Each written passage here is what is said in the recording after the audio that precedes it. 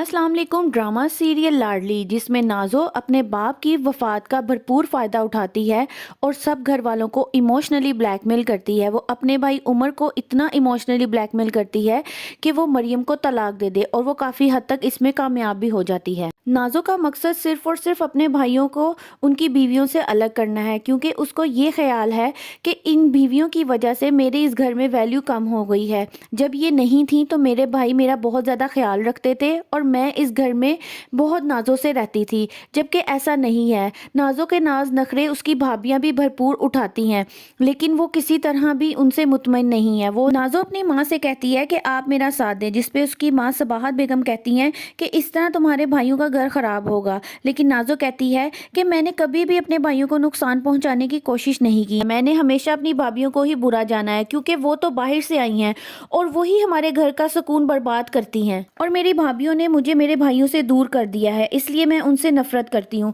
जब वो ये बातें कर रही होती है तो उसकी भाभी, छोटी भाभी अब्रिश, ये सब बातें सुन लेती है और वो सुनकर बहुत हैरान होती है कि नाज़ो के दिल में उसकी भाभियों के लिए किस कदर नफरत है। और अब्रिश ये सोचती है कि ये तो कभी भी हमारा घर बसने नहीं देगी।